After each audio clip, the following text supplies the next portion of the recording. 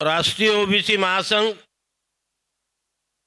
जिन महान पुरुषों के आदर्श और विचारों पे काम करता है, जिसमें प्रमुखता से तथागत गौतम बुद्ध, छत्रपति शिवाजी महाराज, माँ जिजाऊ अहिल्याबाई होळकर,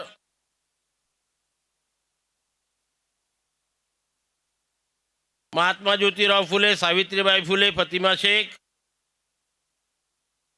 छत्रपति शाहू महाराज, परम पूज्य डॉक्टर बाबासाहेब आंबेडकर, भाऊसाहेब पंजाबराव देशमुख, वंदनीय रासंत तुकडोजी महाराज, संत गाडगेबाबा आणि बाकी इतर मान्यवरांना मी सर्वात प्रथम विनम्र अभिवादन करतो। आणि जरा खूप वेळचे तुम्ही शांत बसलेले आहात, जरा मोठ्याने आवाज काढा।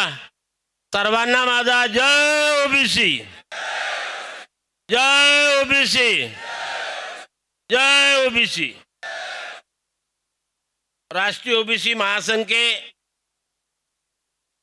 ये 7वें अधिवेशन में के अवसर पर आज के इस महाधिवेशन के उद्घाटक, जिनके हस्ते अभी अभी हमने उद्घाटन किया, ऐसे हमारे महाराष्ट्र के पूर्व मुख्यमंत्री और अभी उप मुख्यमंत्री आदरणीय देवेंद्र जी फडणवीस, हमारे केंद्र के मंत्री आदरणीय कपिल जी पाटिल, मंच पर विराजमान सम्माननीय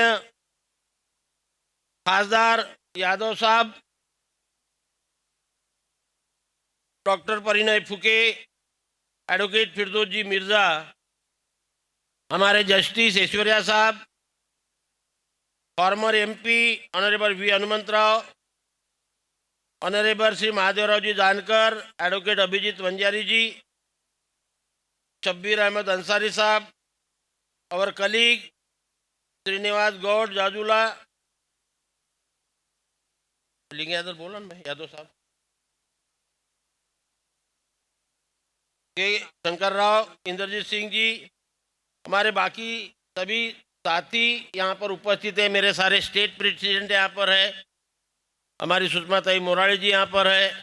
अब मैं किसी सभी मेरे कलीग्स और सामने बैठे हुए सभी मेरे साथी, ओबीसी भाई बहन, युवा नेता, सब भाइयों, आप सभी को जानते हैं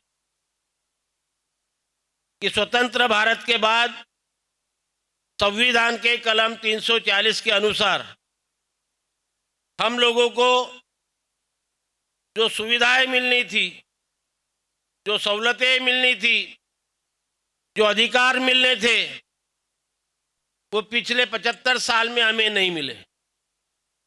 क्यों नहीं मिले? क्योंकि हम आज जैसे इस सभागृह में फडणवीस साहब हिंदू, मुस्लिम, सिख, ईसाई, जैन सारे धर्मों के ओबीसी भाई इकट्ठा बैठे और हम सारे ओबीसी हैं,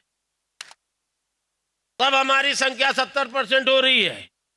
आप देख रहे होंगे कि यहाँ पे सरदार लोग भी हैं, हमारे मुस्लिम भाई भी है, जैन भाई भी है, क्रिश्चियन भाई भी, और हम हिंदू लोग, हम सारे धर्मों के ओबीसी, हम सब एक है और एक होकर हम अपने अधिकारों की ये लड़ाई 2016 से लड़ रहे हैं। 2016 में हम लोग संगठित हुए, पहला अधिवेशन नागपुर में करवाए। बावनकुळे साहब आने के अभी वो विटनेस है कि उन्होंने एक मांग पूरी की। 17 में दिल्ली में आए, मोदी जी ने हमारी 2 मांगे पूरी की। बाद में 16 में ही नागपुर में हमने एक बहुत बड़ा मोर्चा लेके, तब के मुख्यमंत्री फडणवीस साहब थे, जिन्होंने हमारे सारे ओबीसी के लिए ओबीसी मंत्रालय दिया।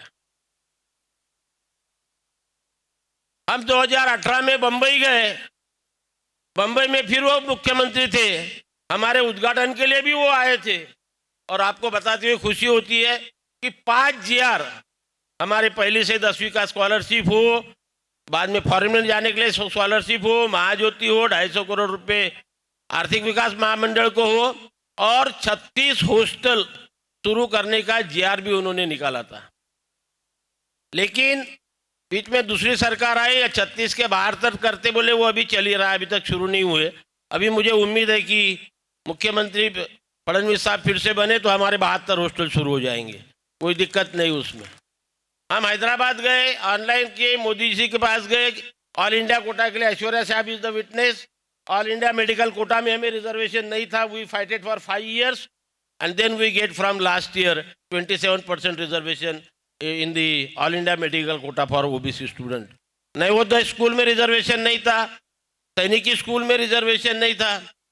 क्या हमारे महाआघाड़ी सरकार भारत सरकार में थी, ट्राइबल का डिस्ट्रिक्ट का रिजर्वेशन कम हुआ था, क्लास 3 क्लास 4 का, वो हमने रिस्टोर करवा लिया।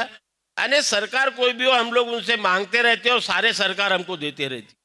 इसलिए हम सब लोग इकट्ठा होकर इस तरह का हमारे अधिकार, सोई सहूलतें हमको जो मिलना चाहिए उसकी मांग इस तरह के एक अधिवेशन के माध्यम से हम लोग करते रहते हैं। बताने के लिए तो बहुत है, लेकिन आज हमको मालूम है कि दिल्ली में सीएम और डिप्टी सीएम साहब का एक मीटिंग चल रहा है सुबह 9 बजे से। समय में से समय निकालकर फडणवीस साहब यहाँ पर आए, उनके साथ कपिल पाटिल साहब भी यहाँ पे आए, उनको जल्दी जाना है, इसलिए मैं मेरा भाषण संक्षिप्त में लेता हूँ, नहीं तो मेरे को बोलने के लिए 1.5 घंटा लगता। आज के इस अधिवेशन में फडणवीस साहब, पाटिल साहेब, आम्ही 22 रिझोल्यूशन पास करणारा 22 रिझोल्यूशन वी आर मूविंग। मैं ये पढ़ता हूँ, आप लोग उसको मान्यता दीजिए। हमारी सबसे पहली मांग ये रहने वाली है कि ओबीसी समाज के लोगों की जात न्याय जनगणना आने वाले सेंसस में की जाए। मंजूर।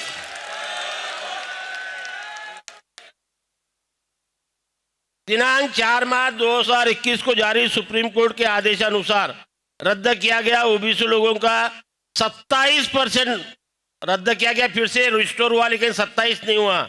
आरक्षण पूर्व शुरू करने हेतु संविधान के कलम 243 D6 और कलम 43 D6 इनमें दुरुस्ती कर देश भर के ओबीसी लोगों को जनसंख्या के अनुपात के अनुसार अथवा 27% राजकीय आरक्षण लागू किया जाए।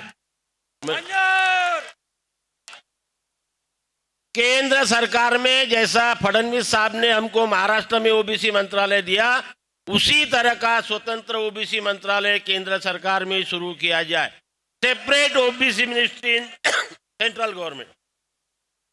नंबर 4, आरक्षण को लगाई गई 50% की मर्यादा, ये शर्त जो है वो रद्द की जाए। 50% ceiling of the reservation it should be removed, cancelled. OBC समाज के लिए लगाई गई असंवैधानिक क्रिमिलेयर की शर्त यथाशीघ्र समाप्त की जाए और वो रद्द होने तक इन नॉन क्रिमिनल की मर्यादा सालाना 20 लाख रुपए तक मिनिमम बढ़ाई जाए। Limit of the criminal should be increase up to 20 lakhs till the condition should be removed. Okay. OBC प्रवर्ग के आने वाले किसान एवं किसान मजदूरों को 60 वर्ष उम्र होने के बाद पेंशन योजना लागू की जाए। महात्मा ज्योतिराव फुले एवं सावित्रीबाई फुले ने भारत रत्न पुरस्कार बहाल किया जाए। ओबीसी कर्मचारियों को पदोन्नति में आरक्षण लागू किया जाए। ओबीसी लोगों के लिए विधानसभा और लोकसभा में स्वतंत्र निर्वाचन क्षेत्र के स्थापित किया जाए। तहसील स्तर से न्यायालय से लेकर सर्वोच्च न्यायालय तक सभी स्तर पर ओबीसी संवर्ग का आरक्षण लागू किया जाए। ओबीसी संवर्ग को समावेश एट्रोसिटी कानून के अंतर्गत किया जाए। ओबीसी किसानों को वनहक्क पट्टों के लिए लगाई गई 3 पीढ़ियों की शर्त को रद्द किया जाए। कृषि क्षेत्र के लिए स्वतंत्र बजट एवं स्मार्ट ग्राम योजना लागू की जाए। हर तहसील एवं जिला स्तर पर ओबीसी विद्यार्थियों के लिए सेपरेट हॉस्टल प्रोवाइड किया जाए, बनाने चाहिए। केंद्र और राज्य सरकार कार्यालयों में जो हमारा बैकलॉग है, वो बैकलॉग जल्द से जल्द स्पेशल मुहिम निकालकर भरा जाए। सार्वजनिक उपक्रम क्षेत्र में होने वाले निजीकरण को तुरंत बंद किया जाए।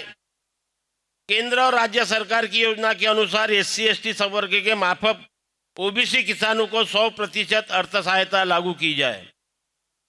कृषि उत्पादनों को खरीदी करने के लिए हमीभाव निश्चित कर एकाधिकार खरीदी प्रणाली शुरू की जाए।